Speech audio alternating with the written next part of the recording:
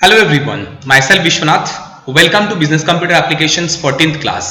आज हम इस क्लास में बात करेंगे रिसाइकिल बिन प्रॉपर्टीज लेके, टास्क बार प्रॉपर्टीज लेके, जो आपके पास इंस्टॉल्ड प्रोग्राम या सॉफ्टवेयर है उसका डिटेल आप कैसे देखेंगे उसके बारे में। जो इंस्टॉल्ड प्रोग्राम है अगर आप उसको अनइंस्टॉल करना चाहेंगे तो कैसे होगा वो भी हम यहाँ पर देखेंगे। साथ ही साथ power plan setting, auto backup किस तरीके से सेट करते हैं, आपका रीजनल लैंग्वेज ऑप्शन किस तरीके से सेट करते हैं, एंड यूजर अकाउंट किस तरीके से ऐड करते हैं, डिलीट करते हैं, वो भी हम इसी क्लास में बात करने वाले हैं। तो सबसे पहले हम बात करेंगे हमारा रिसाइकिल बिन प्रॉपर्टीज लेके। रिसाइकिल बिन आप तो जानते ही होंगे इसको। नॉर्मली आप जब भी कोई फाइल डिलीट करते हैं कहीं से भी, चाहे वो सी ड्राइव से आप कर रहे हैं चाहे आप डी ड्राइव से करते हैं, वो बाय डिफॉल्ट आपका रिसाइकिल बिन में जाके स्टोर हो जाता है। क्यों? क्योंकि वो टेम्पररी प्लेस है जहां पर हम डिलीटेड डाटा को स्टोर करते हैं। जैसे मैंने यहां पर एक फाइल क्रिएट किया आपके सामने ही, ये बिटमैप इमेज फाइल मैंने बना दिया, इसके अंदर कुछ डाटा अभी है नहीं, है ना। अगर आप मॉडिफाई करना चाहते हैं तो एडिट करके आप इसके अंदर कोई डाटा एंटर कर सकते हैं। सपोज मैंने एक बस स्टार ही बना दिया और इस फाइल को सेव कर दिया, सेव करके बंद कर देता हूं, है ना। फाइल मेरा बंद हो गया, ये मेरा फाइल क्रिएट हो गया। अब इस फाइल को मैं अगर यहां से डिलीट करूंगा, जैसे मैंने इसको सिलेक्ट करा, नॉर्मली ये अभी अरेंज हो रखा है तो मैं ऑटो अरेंजिंग को बंद कर देता हूं ताकि आपको मैं सही तरीके से दिखा पाऊं। अब मैं उठा के ले आया इस फाइल को साइड में ताकि आपको दिख जाए। ये देखिए ये मेरा फाइल है, इस फाइल को मैं डिलीट करना चाहता हूं। सिंपली कीबोर्ड से मैं डिलीट की दबाया ओनली। जब भी मैं डिलीट की दबाऊंगा ये देखिए यहाँ पर एक ऑप्शन आ रहा है, are you sure you want to move this file to the recycle bin. क्या आप इस फाइल को रिसाइकिल बिन में सेंड करना चाहते हैं? अगर आप यस कर देंगे तो ये यहां से उठ के रिसाइकिल बिन में चला जाएगा, यानी टेम्पररी डिलीट स्पेस पे आपका जा चला जाएगा, है कि नहीं। मैं यस कर दी। ये डिलीट का काम मैंने अभी डिलीट बटन दबा के किया था। आप चाहो तो राइट क्लिक करके फाइल के ऊपर डिलीट ऑप्शन से भी फाइल को डिलीट कर सकते हो। जैसे मैंने डिलीट बटन में क्लिक किया, देखो यहाँ पर भी वही सेम मेनू आपके सामने आया कि आप सच में डिलीट करना चाहते हैं यानी रिसाइकिल बिन में भेजना चाहते हैं। मैंने बोल दिया हाँ। जब भी मैं इसको यस करूंगा देखिए आपका डाटा सीधा रिसाइकिल बिन में चला गया। तो जब भी हम कोई भी फाइल डिलीट करते हैं, चाहे वो सी ड्राइव से हो चाहे वो डी ड्राइव से हो, वो ऑटोमेटिकली एक पर्टिकुलर टेम्पररी स्टोरेज स्पेस में चला जाता है जिसको हम बोलते हैं रिसाइकिल बिन। जैसे घर में होता है ना डस्टबिन, जब भी आपको कोई काम का सामान नहीं होता आप डस्टबिन में फेंक देते हैं, फिर जब डस्टबिन को आप खाली कर देते हैं तो वो सामान बाहर चले जाते हैं परमानेंटली। तो सेम तरीके से यहाँ भी अगर आप रिसाइकिल बिन में आप डबल क्लिक करके एंटर करेंगे तो रिसाइकिल बिन में आप जितना भी फाइल देखना था आपको, यहाँ पर जितने भी आपने डिलीट किए थे वो सब यहाँ पर दिखना स्टार्ट हो जाता है। अगर आप यहां से इस फाइल को डिलीट कर देंगे तो वो परमानेंट डिलीट हो जाएगा, दोबारा आपको मिलेगा नहीं। हाँ, मिलने के लिए आप बैकअप रिकवरी सॉफ्टवेयर वगैरह बहुत सारी चीज होता है उसके द्वारा आप यूज कर सकते हैं, बट अभी यहाँ पर मैं उस चीजों को लेकर बात अभी नहीं कर रहा हूँ। तो नॉर्मली जब भी मैं यहाँ से डिलीट कर दूंगा तो वो फाइल परमानेंटली डिलीट हो जाएगा। अच्छा हाँ, इसका मतलब ये नहीं है कि वो फाइल आपके सिस्टम से या हार्ड डिस्क से बाहर आके गिरेगा, ऐसा बिल्कुल भी नहीं है। जब भी आप डिलीट कर देते हैं सिस्टम क्या करते हैं, उस स्पेस के ऊपर, उस जगह के ऊपर एक लेयर बना देता है जो कि उस स्पेस को खत्म कर देता है, यानी उस जगह को खत्म करते, उस फाइल को खत्म कर देता है। उसके ऊपर एक ब्लैंक स्पेस क्रिएट हो जाता है, इस वजह से आपको वो फाइल दिखाई नहीं देता। ये फाइल कभी भी सिस्टम से बाहर आके नहीं गिरते, ये मैं आपको पहले ही बता दूं। अब मैं इस फाइल को अगर मैं यहां से डिलीट करूंगा, यहां से कैसे डिलीट करूंगा, अगर आप चाहे तो राइट क्लिक करके इसको डिलीट कर दीजिए, ये परमानेंट डिलीट हो जाएगा। अगर आप इसको रिस्टोर करना चाहते हैं तो रिस्टोर बटन में क्लिक करके आप रिस्टोर कर सकते हैं। रिस्टोर करने के लिए दूसरा तरीका भी यूज कर सकते हैं, फाइल को सिलेक्ट करके यहाँ पर रिस्टोर दिस आइटम में क्लिक कर दीजिए तो आपका फाइल रिस्टोर हो जाएगा, और एम्प्टी कर देंगे तो आपका रिसाइकिल बिन खाली हो जाएगा। मैंने रिस्टोर कर दिया तो देखिए जहां से डिलीट हुआ था वहीं पर जाके स्टोर हो चुका है। कैसे पता? ये देखिए ये डेस्कटॉप से डिलीट हुआ था तो डेस्कटॉप के ऊपर आके ही बैठ गया। अगर मैं दोबारा इसको डिलीट करता हूं दोबारा से रिसाइकिल बिन में चला जाएगा। अब आपने देखे कि जब भी मैं किसी फाइल को, डिलीटेड फाइल को रिस्टोर करता हूं तो ये वहीं पर जाके स्टोर होता है जहां से ये एक्चुअली डिलीट हुआ था। बट अगर मैं चाहता हूं कि इसको पर्टिकुलर किसी और प्लेस में लेना तो आप कैसे लेंगे? इस फाइल के ऊपर आप राइट क्लिक कीजिए, राइट क्लिक करने के बाद यहां से कट कर लीजिए फाइल को, यानी रिसाइकिल बिन स्पेस से ये कट हो जाएगा, और जहां आप चाहेंगे अब आप इसको वहां पेस्ट कर सकते हैं। सपोज कीजिए मैं माई कंप्यूटर में जाके सी ड्राइव में पेस्ट करना चाहता हूं तो सी ड्राइव में जाके इसको पेस्ट कर दिया। देखिए सी ड्राइव में आपका ये फाइल आ गया। ये मूव और रिप्लेस मैंने इसलिए किया क्योंकि यहाँ पर एक फाइल था उसी के ऊपर इसने मूव करके रिप्लेस कर दिया उस फाइल को, तो ये पिक्चर आपका यहाँ पर आ गया। तो आपने देखे जब भी हम कोई फाइल डिलीट करते हैं तो बाय डिफॉल्ट वो कहां पर जाता है? रिसाइकिल बिन में, और रिसाइकिल बिन से रिस्टोर करते हैं तो वहीं पर जाके स्टोर हो जाता है जहां से ये डिलीट हुआ था। अगर आपको किसी और जगह पर लेना है तो आपको क्या करना होता है? कट पेस्ट करना होता है। मैं यहां से भी फाइल को अगर डिलीट करूंगा देखिए आपका जाके रिसाइकिल बिन में जा चुका है। जाके देखिए ये रिसाइकिल बिन के अंदर फिर से दोबारा वो फाइल आ गया। अब मैं दोबारा से इसको रिस्टोर करूंगा तो वही जाके स्टोर हो जाएगा जहां से मैंने इसको डिलीट किया था। ठीक है। और अगर मैं इसको एम्प्टी द रिसाइकिल बिन कर दूंगा तो ये रिसाइकिल बिन को खाली कर देगा। और देखिए यहाँ पर पूछ रहा है, क्या बोल रहा है, are you sure you want to delete permanently this file. अगर इस फाइल को परमानेंट डिलीट कर देंगे तो यस करिए, अगर करना चाहते हैं तो। और करते ही आपका रिसाइकिल बिन खाली हो गया और सीधी सी बात, अब आपको ये फाइल दोबारा नहीं मिलेगा, है कि नहीं। तो ये हमने कैसे किया, रिसाइकिल बिन को खाली करके किए थे। तो हमने रिसाइकिल बिन का काम हमें समझ में आ गया कि टेम्परेरी डिलीट करना चाहते हैं कोई फाइल को तो वो रिसाइकिल बिन में हम भेज सकते हैं। कैसे, टेम्परेरी डिलीट करके, नहीं नॉर्मल डिलीट दबा के, है ना। और उसी जगह पर सपोज करो मैंने यहाँ पर एक फाइल बनाया, जैसे मैं न्यू में गया और एक फाइल मैंने आपको बना दिया, ये बिटमैप इमेज है ना। इस फाइल को मैं चाहता हूँ कि ये डिलीट होते ही परमानेंट डिलीट हो जाए, कि रिसाइकिल बिन में ना जाए। और पहले इसके ऊपर कुछ एडिट कर लेता हूँ ताकि आपको ये ना लगे कि ये खाली फाइल है। मैं इसमें कुछ भी ड्राइंग कर दिया। अब इस फाइल को मैं सेव कर रहा हूं, बंद कर दिया, देखिए सेव हो गया। अब मैं इसको डिलीट करना चाहता हूं और मैं चाहता हूं फाइल परमानेंट डिलीट हो जाए, रिसाइकिल बिन में जाए ही नहीं। तो कैसे करेंगे, नॉर्मली अगर आप सिंपल डिलीट दबाते हैं तो आपका रिसाइकिल बिन में फाइल जाके स्टोर हो जाता है। वही जगह पर अगर आप शिफ्ट के साथ डिलीट दबाएंगे तो ध्यान रखिए आपका फाइल परमानेंटली डिलीट हो जाएगा। जैसे कि अभी आपके सामने दिखा रहा है कि ये फाइल परमानेंट डिलीट होने जा रहा है। अगर आप यस कर देंगे तो ये परमानेंट डिलीट हो जाएगा। समझ में आ गया आपको। अब मैं आपको एक बहुत ही इंपॉर्टेंट बात बताना चाहता हूं। मेरा माई कंप्यूटर में चला गया तो मेरा कंप्यूटर में अभी दो लोकल डिस्क आपको दिखाई दे रहा है, एक सी के नाम से, एक डी के नाम से।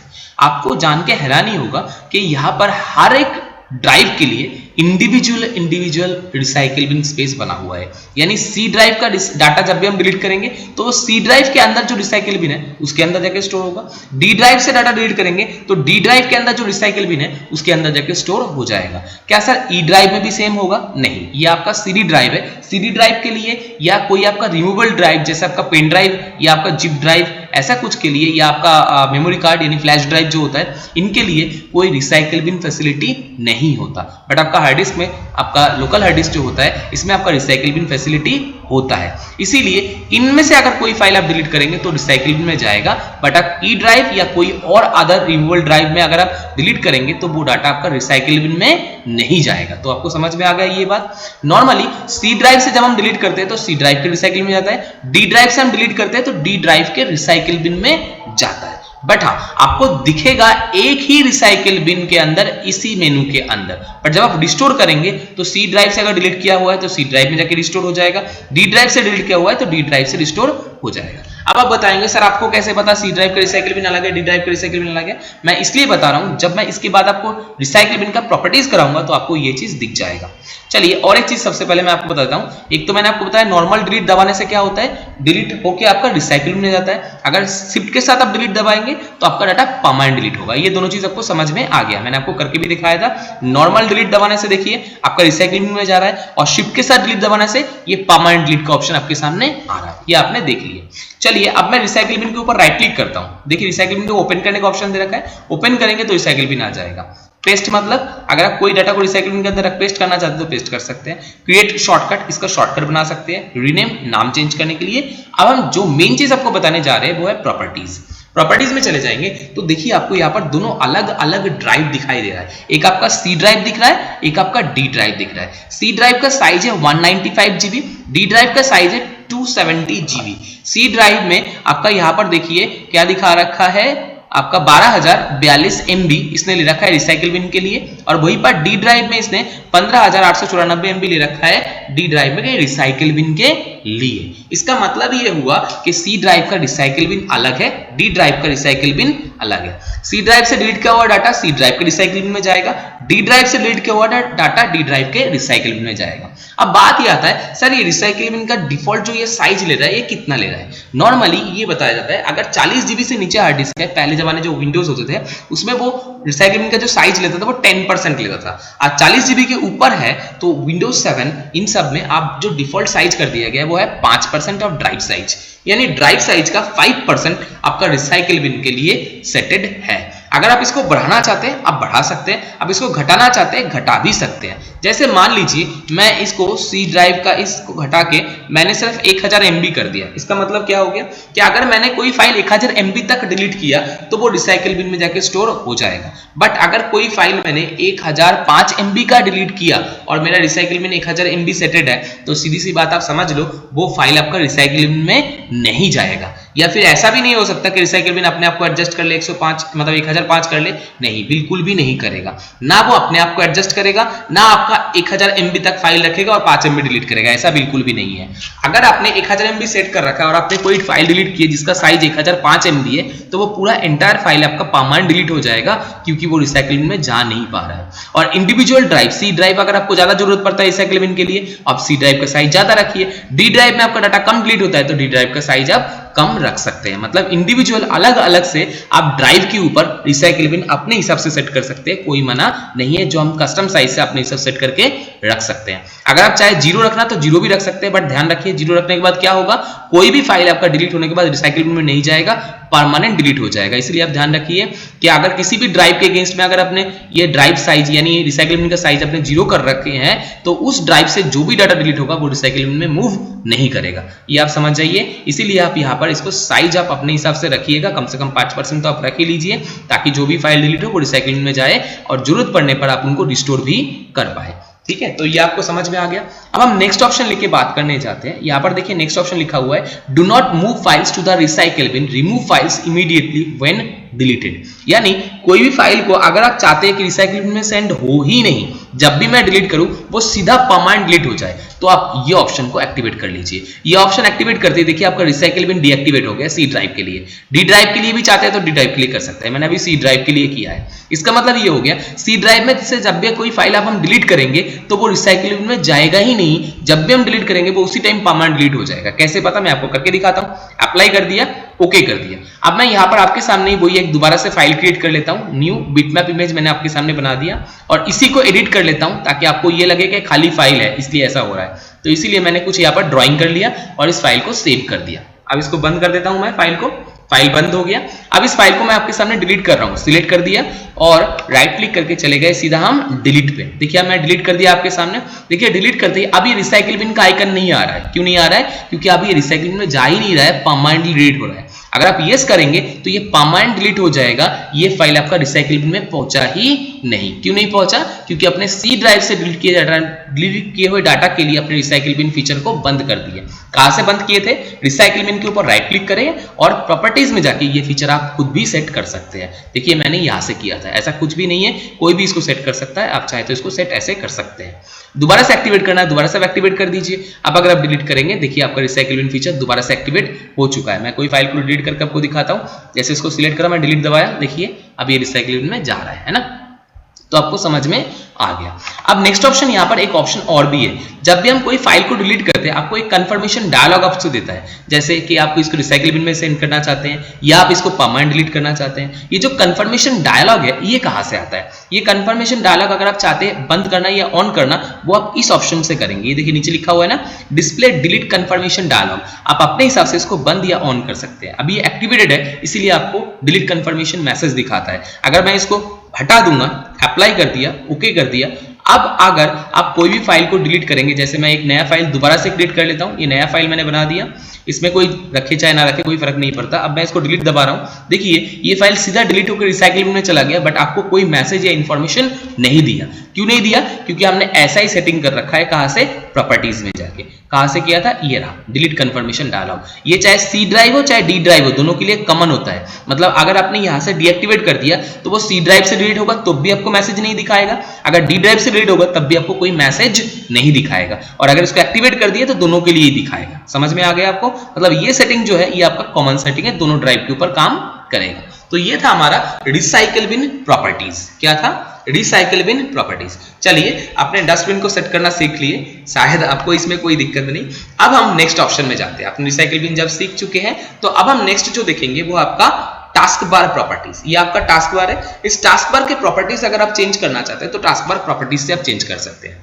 राइट क्लिक कीजिए टास्क बार के ऊपर, देखिए यहाँ पर प्रॉपर्टीज मेनू है जहां से आप टास्क बार प्रॉपर्टीज चेंज कर सकते हैं। मैं एक एक करके आपको बताता हूँ। सबसे ऊपर मेनू क्या क्या दिखा रहा है। टूल बार में जाके अगर आप एड्रेस बार एक्टिवेट कर देंगे, देखिए इस तरीके से आपके सामने एड्रेस बार आ गया। राइट क्लिक करिए, टूल बार में दोबारा जाइए, लिंक्स एक्टिवेट करेंगे तो लिंक्स आ जाएगा। Tablet PC input panel activate करेंगे तो ये भी आ जाएगा। डेस्कटॉप एक्टिवेट करेंगे तो डेस्कटॉप दिखना स्टार्ट हो जाएगा। यानी आप किसी भी मेनू में है, जैसे सपोज कीजिए मैं कोई एक मेनू में बैठा हूँ, विंडोज की प्लस ई दबा के माई कंप्यूटर एक्सप्लोरर मेनू बैठा हूँ। अब यहाँ पर बैठे बैठे ही मुझे डेस्कटॉप का एप्लीकेशन देखना है, तो आपको डेस्कटॉप में जाने की जरूरत नहीं, सीधा यहाँ पर डेस्कटॉप में क्लिक कीजिए। जितना भी डेस्कटॉप में फाइल फोल्डर होगा वो आपको सीधा यहाँ से दिखना स्टार्ट हो जाएगा। ये इसलिए पॉसिबल हो पा रहा है क्योंकि आपने ये एक्टिवेट कर रखा है टूल बार मेनू से। आप इसको बंद करना चाहते हैं तो यहाँ से बंद कर सकते हैं, चाहे तो आप अंदर जाके भी ये काम बंद कर सकते हैं, अंदर मतलब प्रॉपर्टीज में जाके। ओके, नेक्स्ट आप चले जाइए, राइट क्लिक कीजिए दोबारा। ये कैस्केड विंडो व्यू ये तब काम आता है जब मल्टीपल विंडो हम एक साथ ओपन करते हैं। कैसे मल्टीपल विंडो? मैं विंडोज की के साथ ई दबा रहा हूं तो माई कंप्यूटर मेनू हमारा एक्सप्लोरर हो रहा है, एक्सप्लोर हो रहा है। इसको शॉर्टकट तरीका आप ऐसे भी कर सकते हो, विंडोज की प्लस आर दबाइए और यहाँ पर टाइप कीजिए एक्सप्लोरर, लिख के एंटर करेंगे तो भी आपका माई कंप्यूटर मेनू एक्सप्लोर हो जाता है। या शॉर्टकट की विंडोज की के साथ ई दबाइए तो आपका माई कंप्यूटर मेनू एक्सप्लोर होता है। अब ये एक्सप्लोर मेनू को मैं कैस्केड व्यू में लाना चाहता हूं तो ये कुछ इस तरीके से कैस्केड व्यू में आ गया। इसी में राइट क्लिक करके दोबारा अगर कैस्केड की जगह यहाँ पर कुछ तरीके से स्टैक व्यू में या साइड बाय साइड व्यू में देखना चाहते हैं तो आप अपने हिसाब से यहाँ से चेंज कर सकते हैं। जैसे मैं साइड बाय साइड कर दिया तो ये साइड बाय साइड इस तरीके से दिखना स्टार्ट हो गया। ठीक है, ये मैंने कहाँ से किया? इस मेनू से ये चेंज करके किया था। शो डेस्कटॉप में क्लिक करूंगा तो सीधा एक बार मैं आपको डेस्कटॉप दिखा देगा। डेस्कटॉप का शॉर्टकट की आप विंडोज की के साथ डी दबा के भी कर सकते हैं। विंडोज की के साथ डी दबाते ही आपका डेस्कटॉप भी आ जाता है। जैसे मैं आपको करके दिखाता हूं, जैसे मैंने यहाँ पर इस मेनू को क्लिक कर दिया, ये देखिए आपका इंडिविजुअल मेनू एक एक करके आप ओपन करना चाहे कर सकते हैं, या राइट क्लिक करके यहाँ पर कैस्केड व्यू में कर दिया तो कैस्केड व्यू एक एक करके सबके लिए चालू करना पड़ेगा। पहले मुझे एक बार ये देखिए देखना शुरू हो गया एक एक करके सबका, है ना। अब इसी अवस्था में डेस्कटॉप देखने के लिए विंडोज की के साथ बस डी दबा दिया तो आपका डेस्कटॉप मेनू आपके सामने आ गया, यानी डेस्कटॉप आपके सामने आ गया। तो डेस्कटॉप का जो शॉर्टकट की मैंने यूज किया था वो विंडोज की प्लस डी था। इसके अलावा आप चाहे तो टास्क बार के ऊपर राइट क्लिक करके शो डेस्कटॉप से भी जाके आप शो डेस्कटॉप को देख सकते हैं। ठीक है, तो ये आपको समझ में आ गया। अभी तो मैं डेस्कटॉप में हूं तो यहाँ पर ये मेनू आपको दिखाई नहीं दे रहा है। स्टार्ट टास्क मैनेजर में क्लिक करेंगे तो आपका टास्क मैनेजर मेनू ओपन हो जाएगा। इसमें कौन कौन सी एप्लीकेशन चल रहा है वो सब चीजें आप यहाँ पर देख सकते हैं।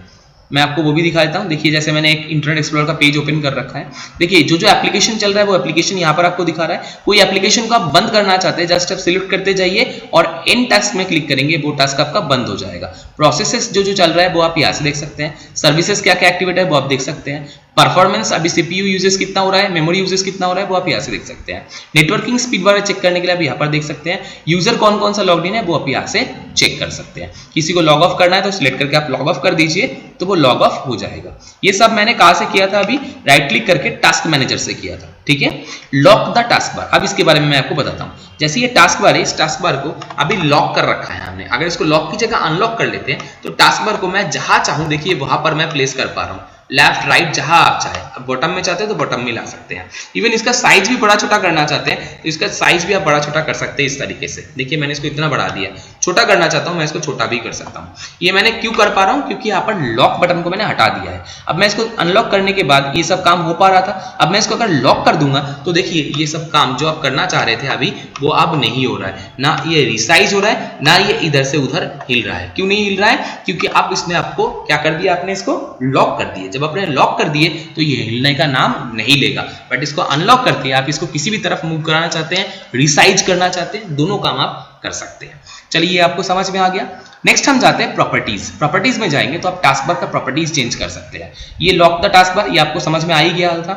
Auto hide task bar activate करेंगे, अप्लाई करते हैं, देखिए टास्क बार ऑटोमेटिकली आपका हाइड हो जाएगा। जब आप पॉइंटर लेके जाएंगे तो ही दिखेगा, पॉइंटर हटाते ही टास्क बार ऑटोमेटिक हाइड हो जाएगा। अगर इसको डीएक्टिवेट करके दोबारा से आप अप्लाई कर देंगे तो जैसा था वैसा ही हो जाएगा। यूज स्मॉल आइकन, अगर ऐसा करेंगे, अप्लाई कर देता हूं, ओके कर देता हूं, देखिए नीचे आपका आइकन जो है वो छोटे छोटे आइकन में कन्वर्ट हो गया। क्यों? क्योंकि मैंने इसको ऐसा ही करने के लिए बोला है। कहां से? प्रॉपर्टीज में यूज स्मॉल आइकन। इसको दोबारा डीएक्टिवेट कर दीजिए, अप्लाई कर दीजिए, आपका आइकन दोबारा से अपने साइज में वापस आ जाएगा। टास्क बार में कहां पर रखना चाहते हैं टास्क बार को? बॉटम में, लेफ्ट में, राइट में, या आप जो हम मूव करा रहे थे वो आप यहाँ से भी करा सकते हैं। जैसे मैंने यहाँ पर इसको टॉप में कर दिया तो टॉप में करके अप्लाई करते देखिए आपका टास्क बार ऊपर चला गया। दोबारा टॉप की जगह मैं बॉटम में लाना चाहता हूँ तो बॉटम करके अप्लाई कर दीजिए, टास्क बार आपका नीचे आ जाएगा। ये काम आप यहाँ से भी कर सकते हैं। टास्क बार का जो बटन है वो कंबाइन होगा कि नहीं वो आप यहाँ से कर सकते हैं, सेटिंग दे सकते हैं। जैसे अभी देखिए आपका एक्सप्लोरर मेनू जो है वो एक साथ होकर कंबाइन हो गया है। अगर आप चाहते हैं मैं कंबाइन नहीं करना चाहता हूं तो यहाँ पर नेवर कंबाइन ऑप्शन को एक्टिवेट कर दीजिए, अप्लाई करिए। देखिए आपका सारा माई कंप्यूटर मेनू एक साथ दिखा रहा है, अलग अलग बटन में एक साथ कंबाइन नहीं हो रहा है। अगर आप दोबारा से इनको कंबाइन करना चाहते हैं कि आप चाहते हैं एक से ज्यादा मेनू होते ऑटोमेटिक कंबाइन हो जाए या ऑलवेज कंबाइन हो, वो यहाँ पर आप खुद ही अपने हिसाब से बोल सकते हैं। Combine when task bar is full, मतलब जब टास्क बार फुल होगा तभी कंबाइन करेगा, और ऑलवेज कंबाइन मतलब हमेशा ही कंबाइन करके रखेगा, चाहे एक हो चाहे दो हो। देखिए कंबाइन हो गया आपका टास्क बार, दिख रहा है ये, देखिए टास्क बार में सारा मेनू आपका कंबाइन होकर दिखा रहा है। क्यों? क्योंकि मैंने ऐसा ही सेटिंग दे रखा है। ये आपका नोटिफिकेशन एरिया, इसका सेटिंग आप कस्टमाइज में जाके इनका सेटिंग आप चेंज कर सकते हैं, किसको देखना है किसको नहीं देखना। आप जिसको देखना चाहते हैं उसको रख भी सकते हैं, जिसको हाइड करना चाहते हैं आप इसको हाइड भी कर सकते हैं, जिसका सिर्फ नोटिफिकेशन देखना चाहते हैं तो उसका नोटिफिकेशन भी आप एक्टिवेट करके रख सकते हैं। ये जो मैंने सेटिंग अभी किया वो मैंने कहां से किया था? वो टास्क बार से किया था। कहां से? कस्टमाइजेशन ऑप्शन से। ये आपने देख लिए, ठीक है, ये आपका हो जाएगा। किसी को कोई प्रॉब्लम है तो बताइए, शायद यहाँ तक आपको कोई प्रॉब्लम नहीं है। नेक्स्ट आपका यहाँ पर देखिए दिखा रहा है temporary view of the desktop when move your cursor to the desktop button. जब डेस्कटॉप में जाएंगे ऑटोमेटिकली आपका डेस्कटॉप मेनू दिखना शुरू हो जाएगा।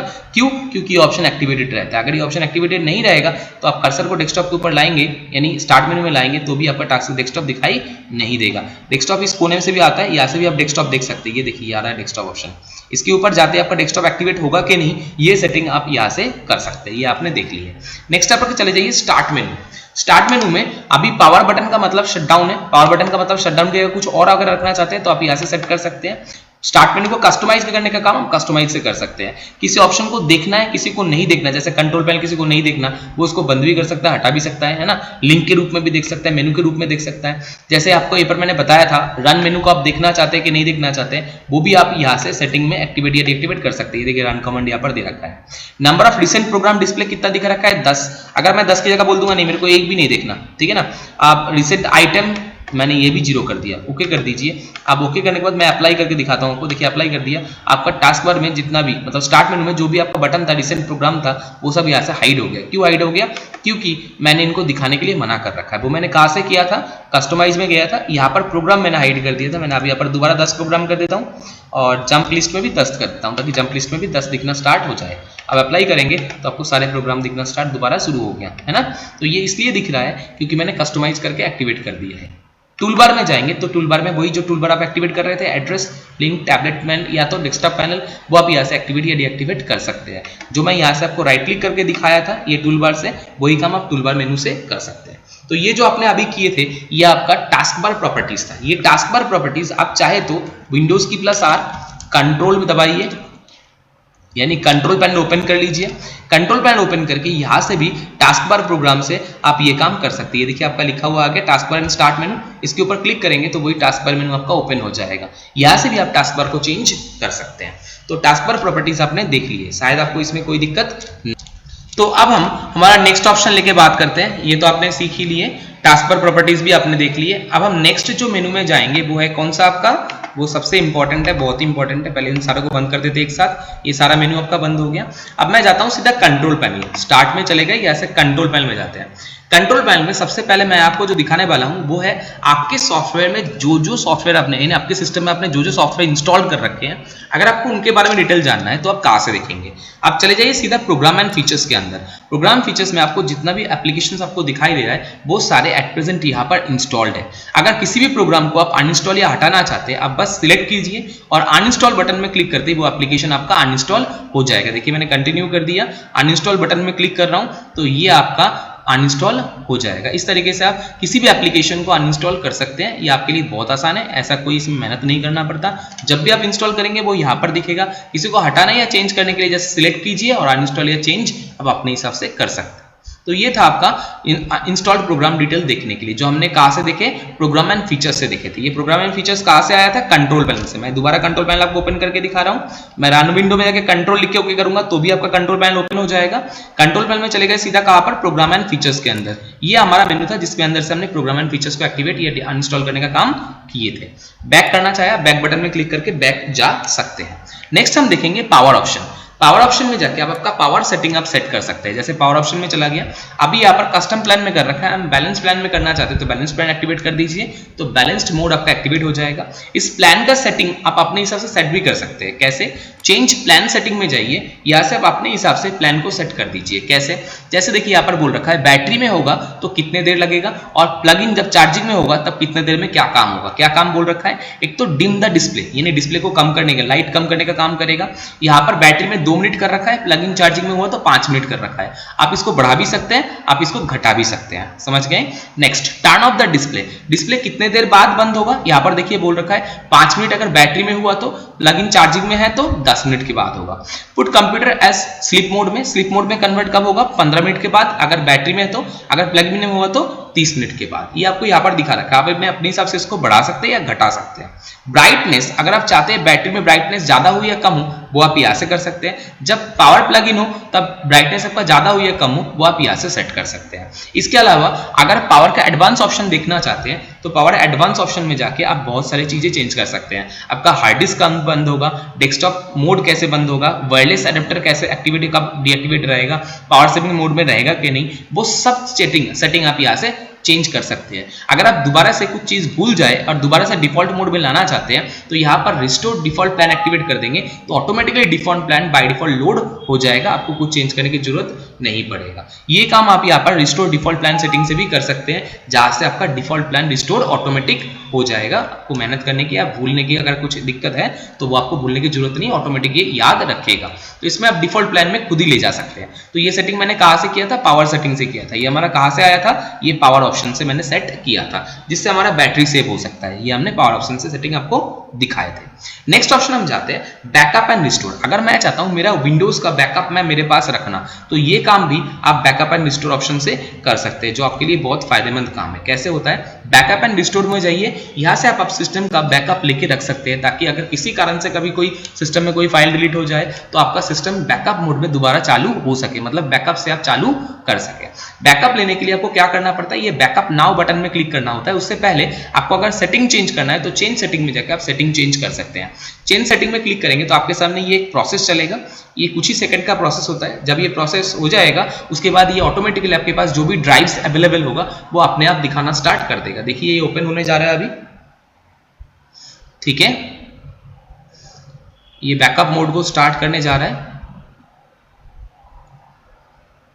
ये आपका बैकअप मोड ऑन हो गया। अब ये दिखा रहा है आपके पास बैकअप लेने के लिए 2 ड्राइव है, तो ई ड्राइव है, एक डी ड्राइव है। ई ड्राइव में स्पेस है नहीं क्योंकि हम इसमें सी ड्राइव के रूप में यूज कर रखा है, कोई सीडी हमने रखे नहीं है। डी ड्राइव आपको दिखा रखा है बैकअप के लिए। अगर आप डी ड्राइव में बैकअप लेना चाहते हैं तो डी ड्राइव को सिलेक्ट कीजिए, नेक्स्ट में जाइए। नेक्स्ट में जाके यहाँ पर पूछ रहा है कि विंडोज अपने हिसाब से सिलेक्ट करेगा या आप चूज करके बताएंगे कि मुझे क्या क्या बैकअप लेना है। अब मैंने यहाँ पर लेट मी चूज, मतलब मैं मेरे हिसाब से बैकअप लूंगा, मुझे क्या क्या चाहिए, ये सेट कर दिया।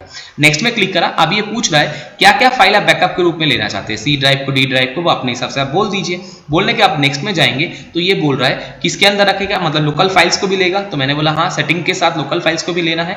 लेने के बाद अगर आप चाहते हैं कि हर दिन ये बैकअप का काम चले और टाइमिंग अपने हिसाब से सेट करना, तो चेंज शेड्यूल में जाके आप इसको चेंज करा सकते हैं। जिसको आप चाहे तो वीकली बेसिस में करा सकते हैं, डेली बेसिस में करा सकते हैं, मंथली बेसिस में बैकअप आप ले सकते हैं। बैकअप का एक टाइम आप सेट कर लीजिए, जिस टाइम आपका सिस्टम आइडल रहता है उस टाइम ये ऑटोमेटिक अपने आप ही बैकअप ले लेगा, ताकि आपका रैम का फालतू यूज ना हो सके, है ना। इसीलिए काम के बाद ही इसको बैकअप का ऑप्शन सेट करिए, ताकि ये ऑटोमेटिक अपना बैकअप ले ले, या जिस टाइम आपका सिस्टम फ्री रहता है उस टाइम ये बैकअप अपने आप ले ले। उसी हिसाब से आप यहाँ पर टाइमिंग सेट कर दीजिए। सेव सेटिंग में क्लिक करेंगे और रन बैकअप में क्लिक करेंगे तो ये बैकअप लेना स्टार्ट कर देगा। अगर बैकअप आप अभी लेना चाहते हैं तो बैकअप नाउ ऑप्शन में क्लिक करना था, है ना। व्यू डिटेल में क्लिक करेंगे तो आपको दिखा देगा ये कितना % प्रोग्रेस में है, यानी कितना % बैकअप ले चुका है। तो ये डिटेल हम लोग यहाँ पर सेट कर सकते हैं। अगर इसके अलावा कुछ चेंजेस चाहिए, अगर शेड्यूल बंद करना चाहते हैं तो टर्न ऑफ शेड्यूल में क्लिक कर दीजिए, या सब शेड्यूल वगैरह बंद कर सकते हैं। सिस्टम इमेज बनाना चाहते हैं या रिपेयर डिस्क बनाना चाहते हैं, वो भी आप यहाँ पर बना सकते हैं। तो ये सारा फैसिलिटी आपको किसके अंदर मिल रहा है? बैकअप के अंदर मिल रहा है। जो मैंने कहां से लिया था? कंट्रोल पैनल कंट्रोल पैनल के अंदर बैकअप मेनू मैं आपको दोबारा दिखा देता हूँ। ये मेरा कंट्रोल पैनल ओपन हो गया था। इस कंट्रोल पैनल में बैकअप एंड रिस्टोर ऑप्शन से हमने ये बैकअप एंड रिस्टोर का काम हमने किए थे। क्लिक करेंगे तो बैकअप रिस्टोर मेनू आपके सामने दोबारा ओपन हो जाएगा। तो ये था हमारा बैकअप रिस्टोर का डिटेल जो हमने अभी आपको सिखाया। नेक्स्ट ऑप्शन जो हम देखने जा रहे हैं वो बहुत ही इंपॉर्टेंट है, वो है यूजर अकाउंट। अगर आप चाहते हैं आपके सिस्टम में कोई और यूजर बना के रखना या आपका यूजर को पासवर्ड प्रोटेक्ट करना या कोई और यूजर का पासवर्ड हटाना, वो सब काम आप यूजर अकाउंट से कर सकते हैं। आप यूजर अकाउंट में चले जाइए, आपके पास जो भी एक्टिव यूजर होगा वो आपको यहाँ पर दिख जाएगा। अभी मैं जो एक्टिव यूजर में काम कर रहा हूँ उनका नाम विश्वनाथ है, मेरा ही नाम पे है। एडमिनिस्ट्रेटर दिखा रखा है, पासवर्ड प्रोटेक्टर दिखा रखा है। एडमिनिस्ट्रेटर का मतलब ये होता है ये यूजर कोई भी सॉफ्टवेयर को इंस्टॉल या अनइंस्टॉल करने का परमिशन रखता है। अगर एडमिनिस्ट्रेटर की जगह लोकल यूजर या फिर नॉर्मल यूजर के रूप में होगा या स्टैंडर्ड यूजर के मोड में होगा तो ये अनइंस्टॉल नहीं कर पाएगा। ये बात आप ध्यान रखिए, कोई सेटिंग में भी आप चेंजेस नहीं कर पाएंगे। पासवर्ड चेंज करने के लिए चेंज पासवर्ड ऑप्शन में जाइए। अगर पासवर्ड हटाना चाहते हैं तो रिमूव पासवर्ड कर दीजिए। ये जो आपका पिक्चर आपने लगा रखी है यूजर पिक्चर, आप इसको चेंज करना चाहे चेंज पिक्चर में जाके यूजर पिक्चर को आप चेंज कर सकते हैं। क्लिक करेंगे तो ये देखिए आपके सामने चेंज पिक्चर का ऑप्शन आ जाएगा। कोई भी आइकन आप सिलेक्ट कर दीजिए, वैसा ही आइकन अपने पर अप्लाई हो जाएगा। जैसे सपोज कीजिए मैंने एक आइकन सेट कर दिया, ये फ्लावर का मैंने सेट कर दिया। चेंज पिक्चर में क्लिक करता हूं, देखिए आपका पिक्चर वैसे ही सेट हो चुका है, ठीक है ना। अकाउंट नेम चेंज करना चाहते हैं, अकाउंट का टाइप चेंज करना चाहते हैं, दोनों आप यहाँ से कर सकते हैं। किसी अन्य अकाउंट को आप चेंज करना चाहते हैं तो मैनेज अदर्स अकाउंट में जाके आप दूसरे अकाउंट को सेट कर सकते हैं। ये देखिए यहाँ पर 2 अकाउंट आपको दिखा रहा है, साथ में गेस्ट यूजर भी आपको दिखा रहा है। गेस्ट यूजर को आप चाहे तो अपने हिसाब से एक्टिवेट या डीएक्टिवेट भी कर सकते हैं। कोई अन्य अकाउंट बनाना चाहते हैं तो क्रिएट एन अकाउंट में क्लिक करके आप किसी और अकाउंट को बना भी सकते हैं और किसी के ऊपर पासवर्ड भी सेट कर सकते हैं। तो ये सब काम यूजर अकाउंट पे हम कर सकते हैं। ये आपने देख लिए, ये आपके लिए बहुत आसान था, कोई ऐसा बड़ी बात इसमें नहीं है। बट आप ध्यान रखिएगा, कोई एक्टिव यूजर मतलब अगर आप कोई स्टैंडर्ड यूजर मोड में है तो स्टैंडर्ड यूजर से आप किसी एडमिन यूजर का ना पासवर्ड चेंज कर सकते हैं ना उसका पासवर्ड डिलीट कर सकते हैं। तो इस काम को करने के लिए सबसे पहले आपको एडमिनिस्ट्रेटर मोड में ही ऑन होना पड़ेगा।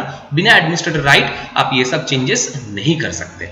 तो चलिए आपने क्या क्या देख लिया आज मैं आपको वो बता देता हूँ। एक तो आपने टास्क बार प्रॉपर्टीज देख लिए थे, एक रिसाइकिल बिन प्रॉपर्टीज आपने देख लिए थे, प्रोग्राम एंड फीचर्स आपने देख लिए थे, बैकअप एंड रिस्टोर ऑप्शन आपने देख लिए थे, यूजर अकाउंट भी आपका कंप्लीट हो गया है। तो यह था आपका विंडोज का मेनली डिफॉल्ट चीज है। इसके बाद बाकी जो चीजें हैं वो मैं एक एक करके छोटा छोटा चीज बता देता हूं और बाकी जो रिमेनिंग रह जाएगा वो हम नेक्स्ट क्लास में कभी और बात कर लेंगे।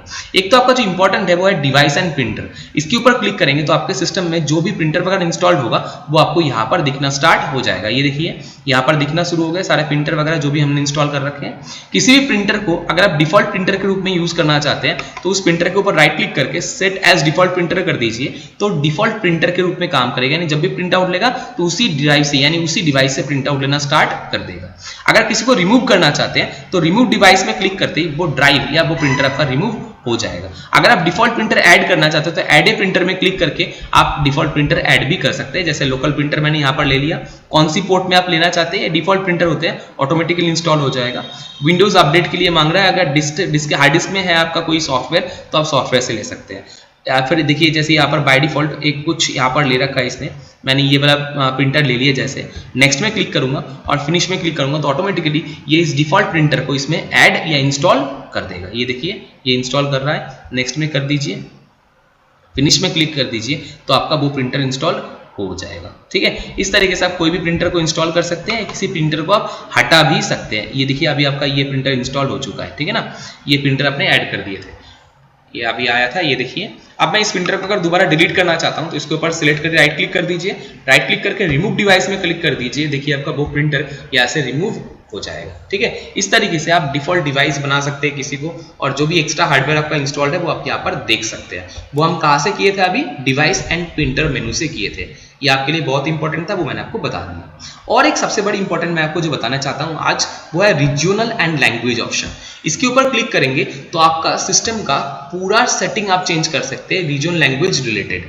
लैंग्वेज देखिए अभी यहाँ पर यूनाइटेड स्टेट इंग्लिश का ले रखा है, आप कोई और स्टेट का लेना चाहते हैं तो यहाँ पर ले सकते हैं। आप हिंदी लैंग्वेज लेना चाहते हैं तो हिंदी भी ले सकते हैं, बट आप ट्राई कीजिए इंग्लिश ही रहने दीजिए, इसको चेंजेस मत कीजिएगा। इसके अलावा जो एक्स्ट्रा सेटिंग है, जैसे मंथ का सेट, डेट का शॉर्ट डेट लॉन्ग डेट किस तरीके से होगा। जैसे यहाँ पर डेट अभी जो दिखा रहा है वो देखिए 6 है, यानी मंथ पहले है उसके बाद डे पहले है। अभी तो आपको दिख नहीं रहा है, बट पहले जब कल 5 तारीख था आपको दिखा होगा शायद कि सामने 5 ना होके बीच में 5 लिखा हुआ था। क्यों लिखा हुआ था, जैसे मैं यहाँ पर आपको करके दिखाता हूँ। जैसे 13 तारीख कर देता हूँ, अच्छा चेंज करना पड़ेगा, चेंज डेट एंड टाइम 12 तारीख मैं कर देता हूँ, ओके कर दिया, ओके कर दिया।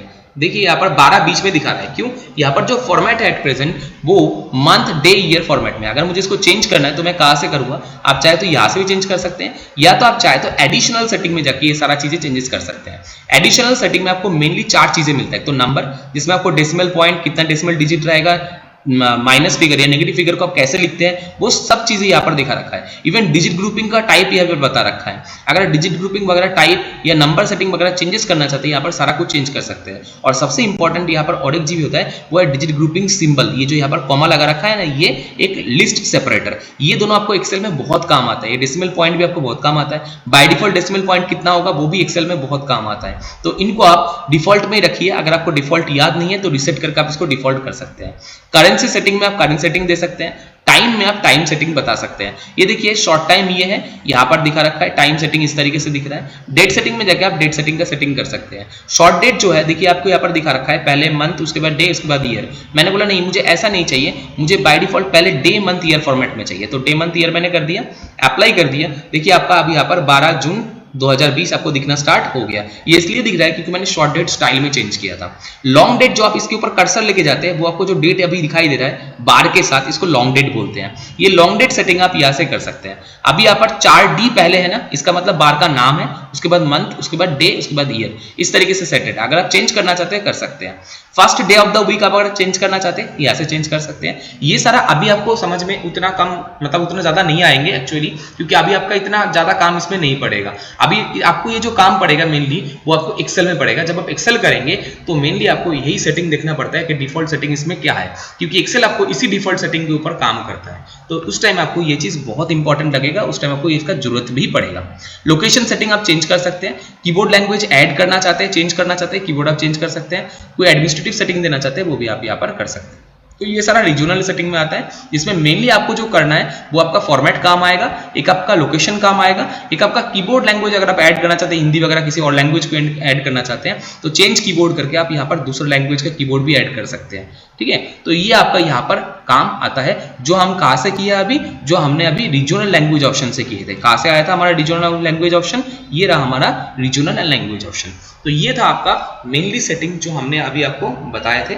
इसके अलावा जो छोटे मोटे अभी काम आपका रह गया है वो हम नेक्स्ट क्लास में आपके साथ डिस्कस कर लेंगे। थैंक यू, जय हिंद। आज के लिए इतना ही।